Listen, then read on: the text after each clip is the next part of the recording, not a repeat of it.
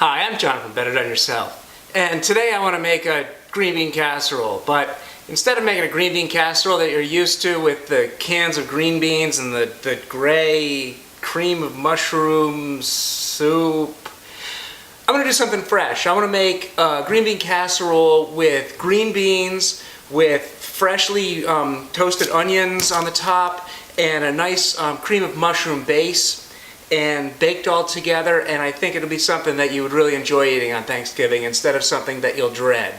And hey, maybe you like that casserole that your grandmother serves to you on Thanksgiving, but I think you're going to like this a lot better. Basically what we're going to do is we're going to make the onion topping, we're going to make some crispy onion strips, and then we're going to go ahead and cook down some mushrooms, blanch some green beans, add them all together, put the onions on top, and end up with something we can put into the oven for half an hour, and it'll be delicious, I promise you. So here, let's get to work. First thing we got to do is cut up this onion.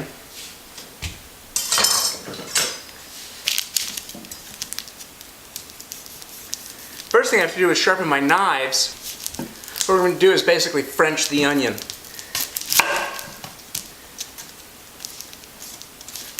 Cut it in half. Cut off the root end and cut off the top square. That makes it easy to peel.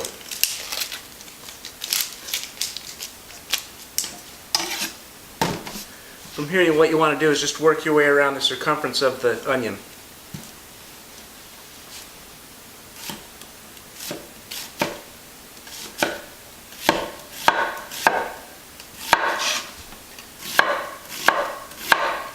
Look what I'm doing. Using my knuckle as a guide, I can move my fingernail across the top of the onion and very slowly edge back.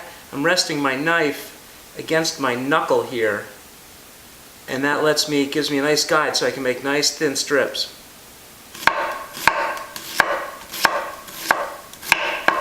And then rotate.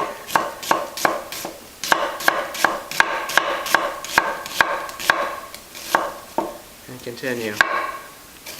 Gets a little hairy here at the end. Good sharp knife, not a problem. These go in a bowl. Alright, rinse and repeat. Cut off the root, cut off the top, peel off the dry paper,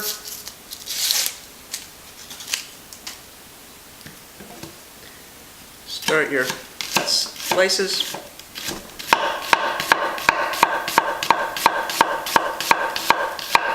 Rotate. It's okay, don't cry. You're almost done.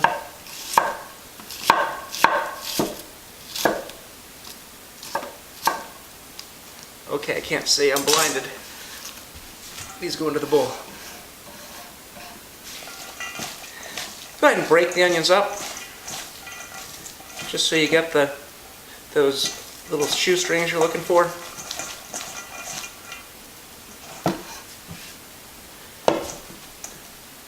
And we're going to add 2 cups of milk. What that's going to do is take away some of this.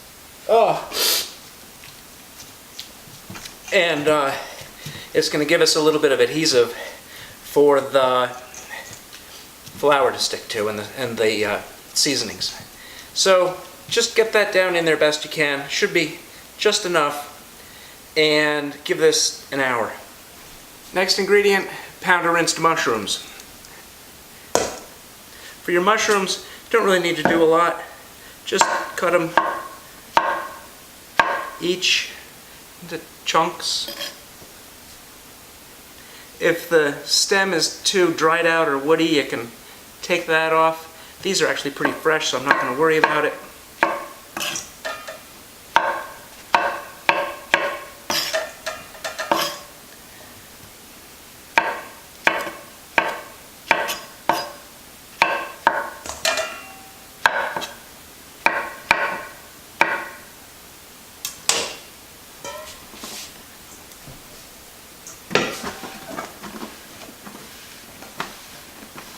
Our next ingredient prep is a pound of beans.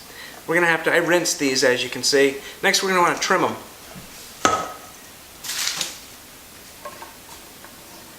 When I trim my beans, I don't like doing, I mean, you can sit there with your grandmother and stem and tail them. Or take a big knife, line them up, take off the tops, take off the tails, keep on trucking. Some of them are not going to cooperate, but just sort of line them up and trim them.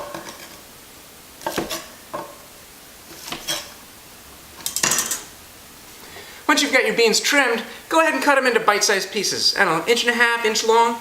Just again, grab another handful of them, do your final quality control check, and then you can cut them, depending on how big your beans are, in thirds and half, something like that. Just something, you know, fork size, bite size.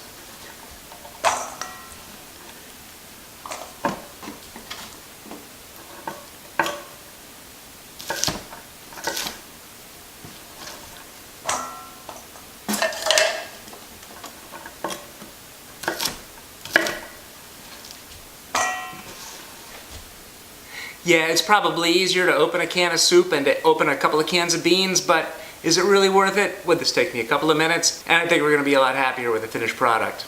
All right, let's get cooking. For the next stage of our onion prep, we're going to coat the onion strips with flour and some seasoning.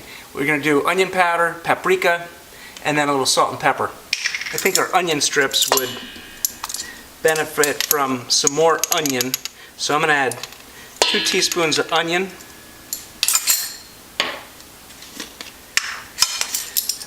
paprika is nice for a little bit of color on something like this, so we'll just throw in a teaspoon of paprika, pepper,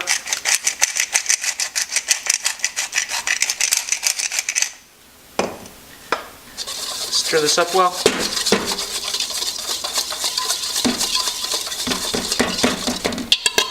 Remember our onions in their milk bath? I'm going to go ahead and drain that milk out and right into the flour. Why am I using such a big bowl? So I can toss.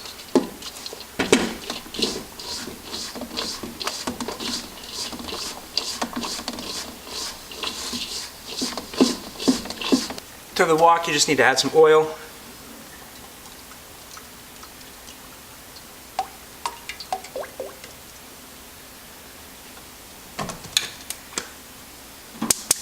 And heat.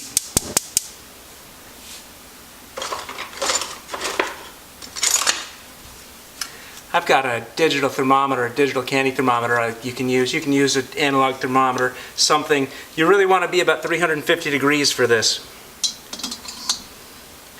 Any hotter and they'll burn. Any cooler, they will take too long to cook and they'll just get soggy. We really want to be right around 350. While I'm waiting for the oil to heat up, just getting ready here, I've got another big bowl with some paper towels in it. As I'll work in batches, I'll take the onions from the flour into the hot oil and then right out to dry. I'm looking at about 130 now. We'll keep going. Once you hit 350, about that many at a time, just a loose handful.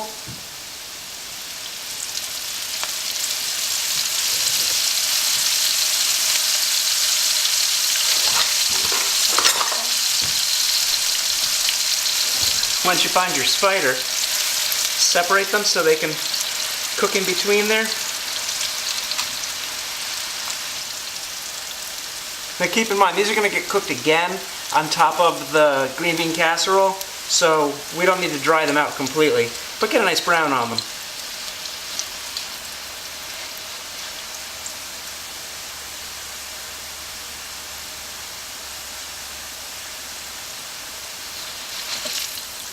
And then right off onto the paper towels.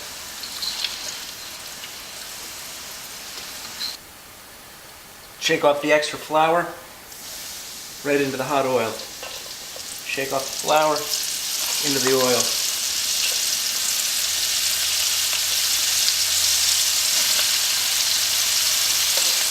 Got about enough for one more batch here. Let me finish these up. I'll be right back to you guys. The next step in the process is to blanch the beans. Blanching is a process where you real quickly add the beans to the boiling water and then let them cook for about a minute, 2 minutes, and then real quickly take them out of the water, strain them, and put them in an ice bath to stop the cooking. What it does is really brightens up the beans, gives them real bright, fresh taste, and makes them bright green. Another one of our upgrades in our green bean casserole, you look at canned green beans and they're that gray color. We got nothing like that here. We're gonna have nice, fresh, bright green beans in our green bean casserole. So add your beans to the boiling water all at once. Set the clock. Let's go about 2 minutes on these beans.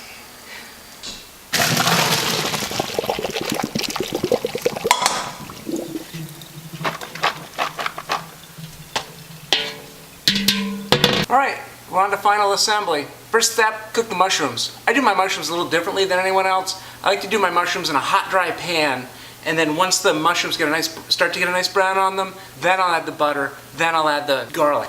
So I've got this pan on pretty hot.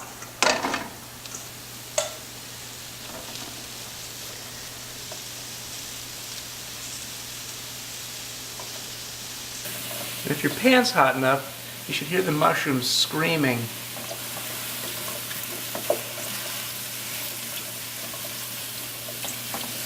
It's getting there. I'm getting little squeaks. Yeah, in between that sizzle you can hear the squeal of frying mushrooms. Again, high heat, no oil, no salt, just mushrooms and a lot of heat. Why am I doing this? I'm browning the mushrooms, just like you'd brown a nice steak in a hot pan real fast and then cook it slowly. I'm doing the same thing with my mushrooms. I'm going to cook them really hot, really fast, get a nice brown on them, bring out that umami of the mushrooms, and then once I get my mushrooms cooked, once I got my mushrooms browned the way I want, I'll go ahead and add in the butter, add in the garlic, and then build up my sauce. But as you're watching these mushrooms, they're cooking. You can start to see them give off a little bit of moisture. You can hear them screaming for their lives.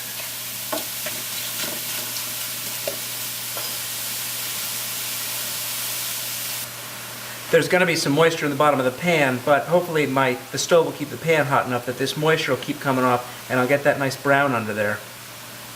Eventually you're just going to lose the race and the moisture's coming out of the mushrooms like you can see now.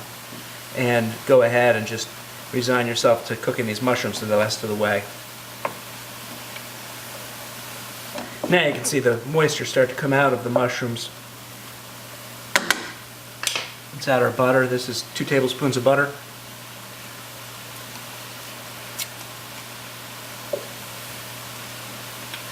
A couple of cloves of garlic.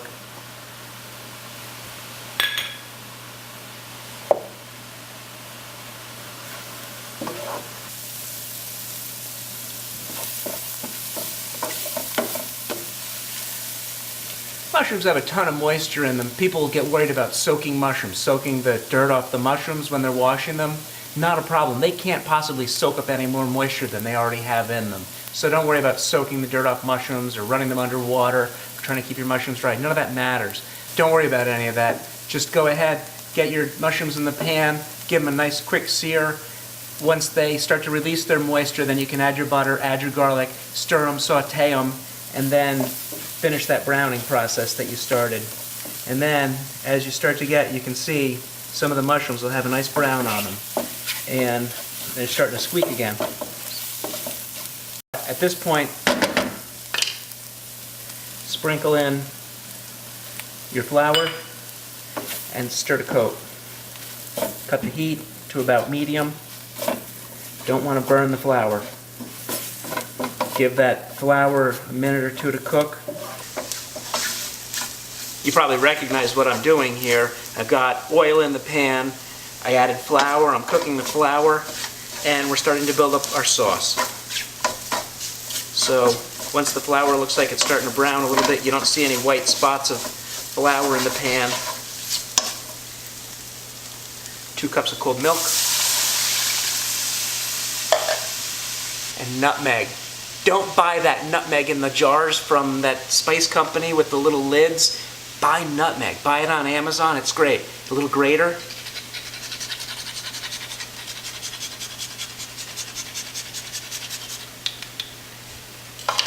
It's 1/16 of a teaspoon, I think. Pepper.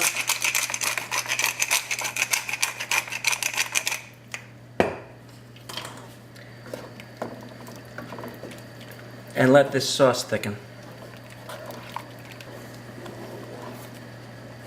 Let's get the beans in there.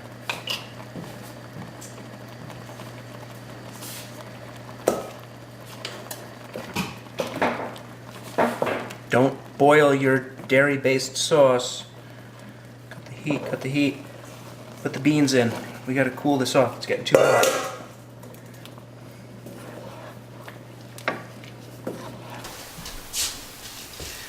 Pile on our onions.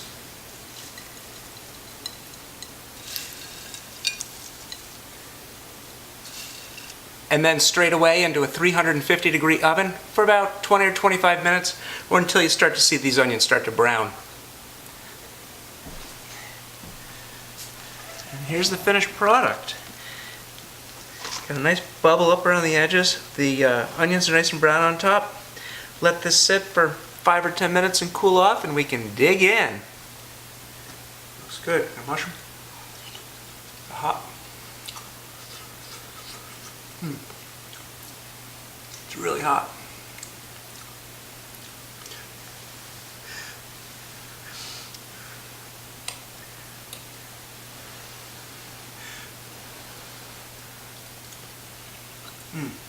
Green beans still have a little bit of tooth left to them. Nice chew.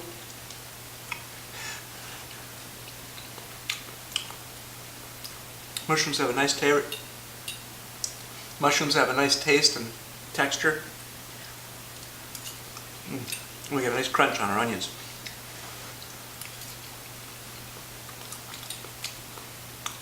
I think we did it. Thanks for watching, YouTube.